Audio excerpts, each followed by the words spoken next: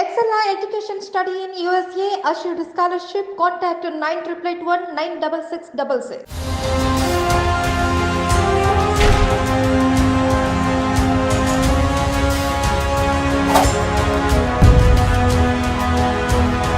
ఇప్పుడు మనం ఉన్న ప్రాంతం నల్గొండ జిల్లా రంగారెడ్డి జిల్లాకి సరిహద్దు ప్రాంతం. దీని పేరు లోయిపల్లి. ఈ వారం మన గెస్ట్ బూడిద అనురాధ అలియాస్ పద్మక్క. భూమిగిల్లో తారసపడినప్పుడు ఎక్స్చేంజ్ ఆఫ్ ఫైర్లు తప్పించుకున్నారు. అంటే నల్లమల్ల ఏరియాలో రామకృష్ణను చుట్టుముట్టిరు అని చెప్పి వాళ్ళకు డ్రెస్సులు సమస్యగా ఉంది. వెళ్ళి అవన్నీ చదువుకుంటున్నాము. ఆయన ఆల్రెడీ వచ్చేసిండు మాకు. ఆయన కూడా ఏంటంటే వెళ్ళిపోతున్నాం బ్యాగ్ వేసుకుని వాళ్ళని చెప్పి లోపలికి వచ్చేసిండు. ఆయన వాళ్ళు ఎప్పుడో వచ్చి చుట్టుముట్టేసిరు. తుపాకి తీసుకుని వెళ్ళిపోయేసరికి వాడు ఫైరింగ్ చేస్తూనే ఉన్నాడు. అక్కడ పడిపోయా నేను. నా మీదకి వెళ్ళి ఒక 4-5 పడ్డారు. బ్లడ్ కారుతూనే ఉంది. శ్రీశైలంలో మీరు ఉన్నప్పుడు ఎలా దొరికారు?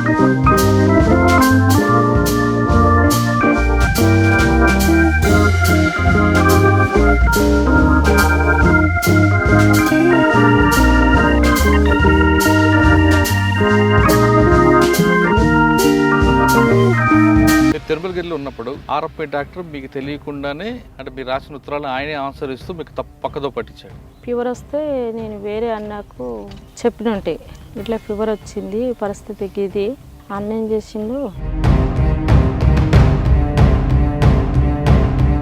అక్కడ పట్టేసుకున్నారు పోలీసులు.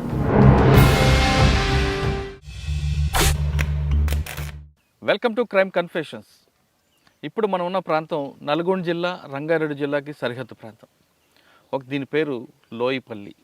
లోయిపల్లి అనగానే గతంలో నక్సల్స్ ప్రభావిత ప్రాంతం. ఇటువైపు నుంచి రాచకొండ దళం కానీ లేదా నల్లమల వెళ్ళాలంటే లోయిపల్లి గ్రామంలో షెల్టర్ తీసుకునేవారు అనేది అప్పట్లో వార్తలు. సెంట్రల్ కమిటీ కానీ స్టేట్ కమిటీ కానీ దళం కానీ ఈ ప్రాంతం నుంచి వెళ్తే ఈ గ్రామస్తులు వాళ్ళకి ఆదరించేవారు. దాంతో ఇక్కడ బాగా పట్టుండేది. ఆ ప్రభావంతో ఈ గ్రామం నుంచి చాలామంది అడవులకు వెళ్ళి వాళ్ళు బడుగు బలహీన వర్గాల ప్రజల అభ్యున్నతి కోసం పనిచేశారు.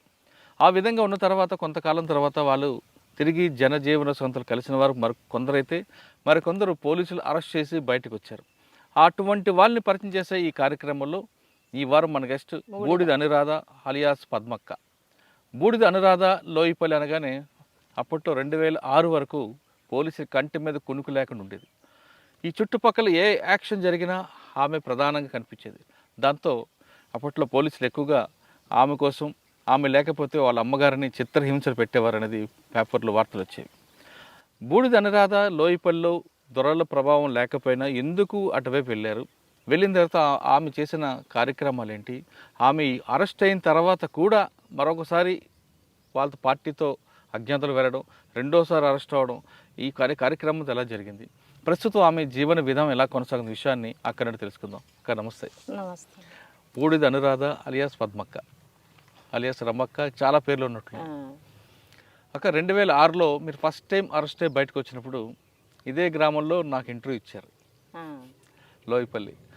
లోయిపల్లి రావడానికి భయంకరమైన వాతావరణం. ఎందుకంటే రోడ్లు ఉండేవి కావు, నెక్స్ట్ మీ సానుభూతి పరులు ఎక్కువ ఉంటారు, మరోవైపు పోలీసుల ఒక తనిఖీలు ఎక్కువ ఉండేది. కానీ ఇప్పుడు చాలా ప్రశాంతంగా కనిపిస్తుంది, రోడ్లు పడ్డాయి, డెవలప్మెంట్ కూడా వచ్చింది. అంటే అప్పట్లో పార్టీ ప్రభావంతో ప్రభుత్వం కిందకు వచ్చింది అనుకోవాలా, లేదు పార్టీ పూర్తిగా తగ్గింది కాబట్టి డెవలప్మెంట్ జరిగింది అనుకోవాలి. అంటే సిమెంట్ రోడ్లు కనిపిస్తున్నాయి, చాలా బాగా చక్కగా కనిపిస్తుంది. అయితే లోయిపల్లి అనగానే ఒకప్పుడు మీకు సానుభూతి పరులు పార్టీ ప్రభావం ఉండేది. కానీ దొరల రాజ్యం కానీ దొరల ప్రభావం కానీ పెత్తందారుల ప్రభావం లేని ఈ గ్రామం ఇక్కడి నుంచి చాలామంది ఎందుకు వెళ్ళారు పార్టీలోకి, అప్పుడు పరిస్థితులు ఏ విధంగా ఉండేవి, మీరు వెళ్ళిన తర్వాత చేసిన కార్యక్రమాలు ఏంటి, బయటకు వచ్చాక ఇప్పుడు ఎలా జీవిస్తున్నారు చెప్పండి. అప్పుడు ప్రభావం ఏం లేదు అనుకో, కానీ మా నాన్నకున్న ఏంటంటే రజాకార్ల పోరాటం, తెలంగాణ సాయుధ పోరాటం, అప్పట్లో మా నాన్నకు అది ఉండేది. మా నాన్నకు నాన్న పేరు ఏం పేరు? బూడిది వెంకయ్య. అయితే ఆయనకున్నటువంటి ప్రభావమే కావచ్చు, ఇంకొన్ని ఏంటంటే మాకు టీవీలో ఇంకా వేరే ఏమి కూడా ఏం లేకపోయేది. ఒక పొలిటికల్గా నేను ఏదో చేయాలని కూడా ఆలోచన అట్లే ఆ వయసు కాదు, కానీ అట్లా ఉండకపోయేది. ఇక మా నాన్న వల్ల కొంచెం నాకు అటు పోవాలి అనే ఆలోచన ఉండేది. అప్పుడప్పుడు దళం కాడికి తోలుకెళ్తుండేది. దళం వచ్చేది అప్పుడు ఊర్లోకి? వచ్చేది. ఊర్లోకి అని కాదు కానీ ఇక్కడ మా ఏరియాలో ఇక్కడికి వచ్చేది. మీ బాబాయ్ కేర్ ఆఫ్ అడ్రస్ కదా?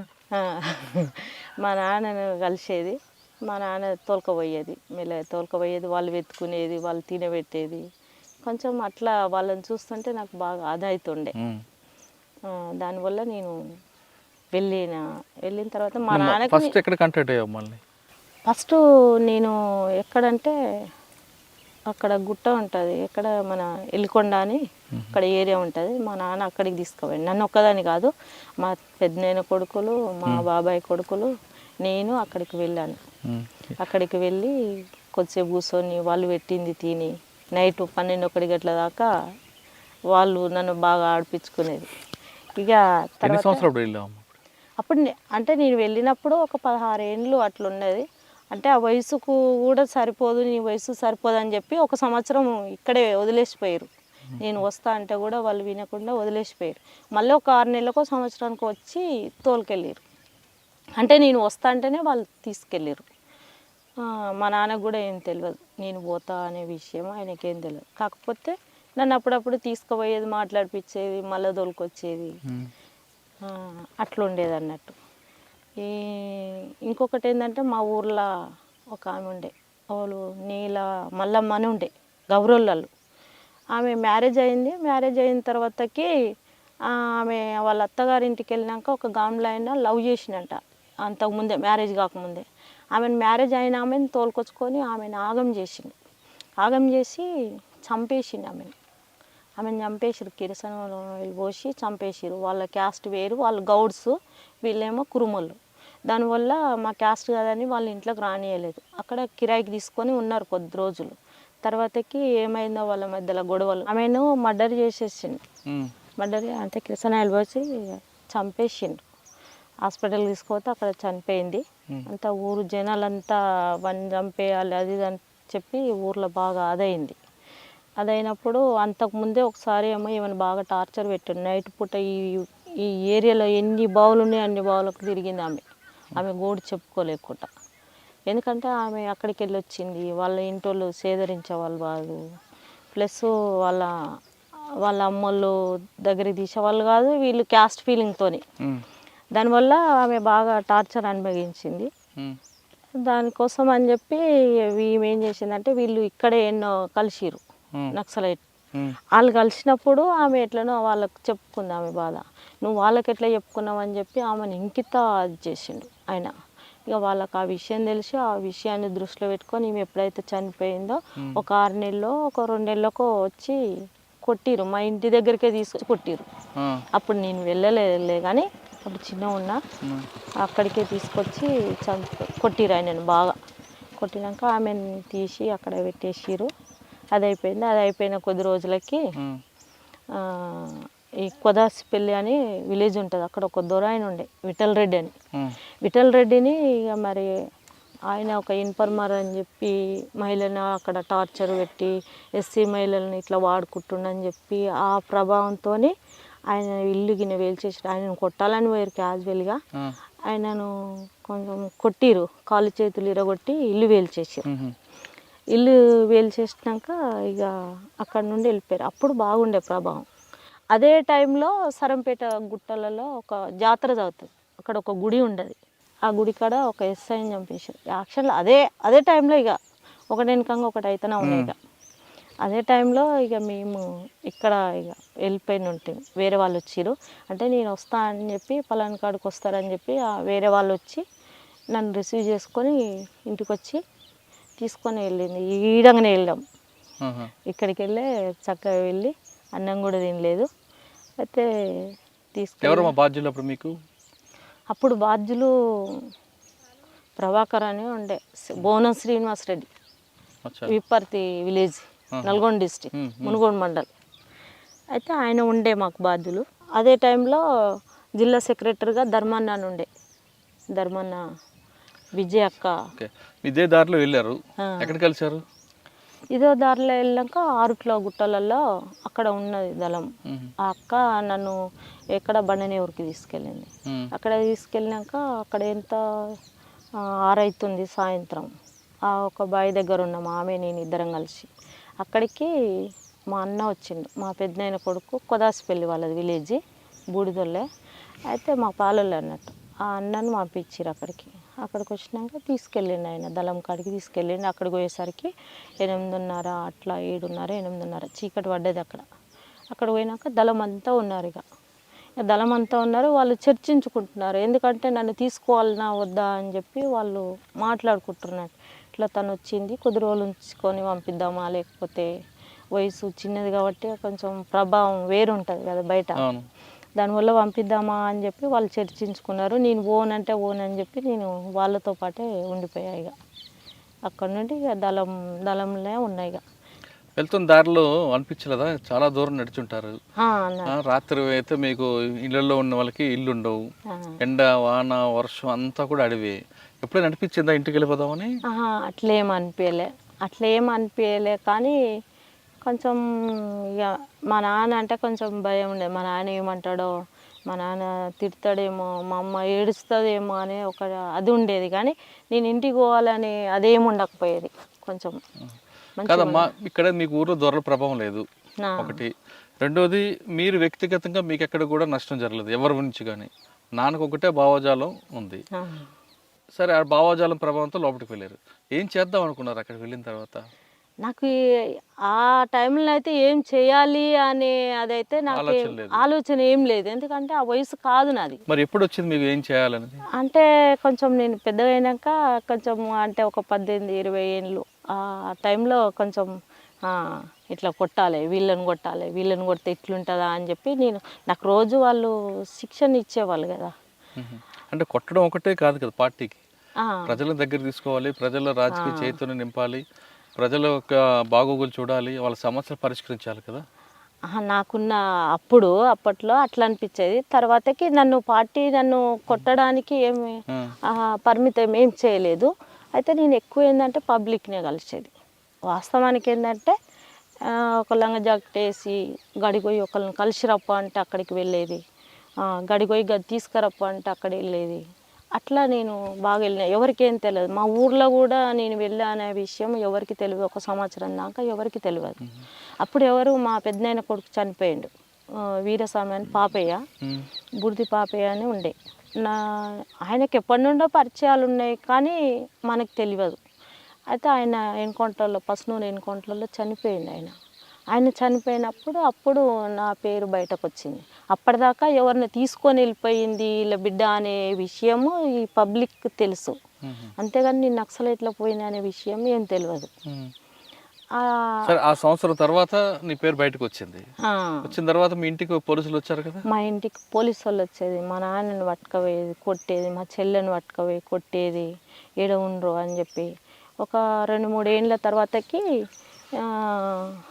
మీ బిడ్డకి ఇది ఇస్తాము, అది ఇస్తాము అని చెప్పి, వాళ్ళకు పైసలు ఇస్తామని చెప్పి ఇవన్నీ ఆశ చెప్పేది. చాలా, అంటే మా కుక్కలకే కాదు, నక్సలైట్లో ఎంతమంది పోయారో వాళ్ళ కుటుంబాలను అందరినీ ఒక చర్య తీసుకున్నారు ఆ టైంలో. అంటే వీరందరినీ తీసుకురావాలి, అడవిలోకి వెళ్ళి ఊర్లలో తీసుకొచ్చుకోవాలి వాళ్ళ పిల్లల వాళ్ళు అని చెప్పి ఆ ఎత్తుగడేసారు పోలీసు వాళ్ళు. అట్లా మా నాన్న ఏం భయపడకపోయేది, వెళ్ళి మాట్లాడేది, వచ్చేది. మీరేం చేసేవారు అడవుల్లో అప్పుడు? నేను ఆర్గనైజేషన్ చేశాను. ఎక్కడెక్కడ తిరిగారు? ఈ రాచకొండ ఏరియా మొత్తం తిరిగాను. రాచకొండ ఏరియా మొత్తం తిరిగిన తర్వాతకి నాకు అంటే తర్వాతకి నాకు బయట ఏంటంటే పార్టీ ఏం చేస్తుంది అంటే బయట సంఘాలలో పని చేయిస్తుంది. ఫస్ట్ పని చేయించి వాళ్ళ ప్రభావం ఎట్లుంది, వాళ్ళ తెలివితేటలు ఎట్లా, వాళ్ళు యాక్టివ్ ఉన్నారా, ఏ విధంగా ఉన్నారా, అట్లా డిసైడ్ చేసిన తర్వాత ఓకే అనుకుంటేనే పార్టీ తీసుకుంటుంది. నా పరిస్థితి అది కాదు, నేను డైరెక్ట్గా వెళ్ళిపోయాను. కాబట్టి అక్కడ పోయినాక 1 నెలకో 2 నెలలకు నాకు తుపాకీ ఇచ్చిర్రు. ఓ పార్టీ సభ్యత్రాలు నువ్వు అని చెప్పి, ఓ పార్టీ సభ్యత్వం అని చెప్పి మమ్మల్ని ఈ గువ్వల మహేష్ ఇంకా మా టీం అప్పుడు ఒక 50 మంది రిక్రూట్మెంట్ అయ్యారు అప్పుడు. వాళ్ళందరం ఒకటే బ్యాచ్ అన్నట్టు, కాకపోతే నెలలు తేడా, ఒక 6 నెలలు 3 నెలలు. వీళ్ళంతా ఆమె ఎవరు భూలక్ష్మి ప్రకాశం డిస్ట్రిక్ట్, వాళ్ళంతా మాదంతా ఒకటే బ్యాచ్, కాకపోతే వాళ్ళు అక్కడ రిక్రూట్ అయ్యారు. అట్లుండేది అన్నట్టు అక్కడ ఉన్న పరిస్థితులు. ఇక అట్లా అట్లా అట్లా కొంచెం పార్టీ సభ్యత మన సెల్ నెంబర్ కానీ కొన్ని గ్రామాలను మహిళలను అప్పచెప్పేది. మీరు కొన్ని గ్రామాలు ఇచ్చారు, ఆర్గనైజ్ చేశారు కదా, అప్పట్లో మీరు తిరిగిన ప్రాంతాల్లో సమస్యలు ఎక్కువ కనిపించాయి గ్రామాల్లో? ఎక్కువ సమస్యలు అంటే ఈ తాగుడుకు బానిసాయి, భార్యలను కొట్టుడు, భూ పోరాటాలు ఉండే కొన్ని ప్రాంతాలలో దొరలు ఉన్నాయి. ఇప్పుడు నాగారం ఉంది, నాగారం ఏరియాలో భూ పోరాటాలు చాలా ఉండే, అక్కడ దొరల ప్రభావం బాగుండేది జనాలకు. అట్లా కొంచెం కార్మికులు ఉండేది, బీడీ కార్మికులని వేధింపులు, కొంచెం పై స్థాయిలో ఉన్న వాళ్ళని కింది స్థాయి వాళ్ళని వేధించేవాళ్ళు అప్పట్లో. ఇక దానివల్ల కొంచెం మీరు ఒక గ్రామంకి వెళ్తారు, వెళ్ళి అక్కడ సమస్యలు తెలుసుకొని పార్టీకి చెప్తారు. పార్టీకి చెప్పిన తర్వాత పార్టీ ఆదేశాల మేరకు ఎలా చేయాలని చూసేవారా? ఫస్ట్ ఏంటంటే అక్కడ ఒక విలేజ్కి వెళ్తాం, అక్కడ సమస్యలు మాకు చెప్తారు. చెప్పినప్పుడు ఒకవేళ మీరు నిర్ణయం తీసుకునేటట్టుంటే అక్కడే నిర్ణయం తీసుకొని పరిష్కారం చేస్తాం. ఒకవేళ తీసుకోలేము, ఇది పెద్ద సమస్య మన వల్ల కాదు అనుకున్నప్పుడు పార్టీకి అయితే ఖచ్చితంగా చెప్పాలి. మనం ఏమైనా చేసినా చెప్పాలి, చేయకపోయినా ఇక్కడ వచ్చి పలాని విలేజ్కి వెళ్ళినాం, ఈ విషయాలు మాట్లాడినాం, వాళ్ళు కూడా ఈ విషయాలు మాట్లాడారని మళ్ళీ పార్టీకి అయితే అప్పచెప్పాలి అక్కడ జరిగిన సంఘటన మొత్తం. దాన్ని బట్టి మళ్ళీ పార్టీ ఏమన్నా ఒక్కరి నిర్ణయం కాదు, అందరు కూర్చొని మళ్ళీ సమీక్షించి మళ్ళీ గీ సమస్యకి పరిష్కారం చేస్తే బాగుంటుంది అని చెప్పి అందరి నిర్ణయంతో మళ్ళీ వెళ్ళి ఆ సమస్యను పరిష్కారం చేసుకునేవారు.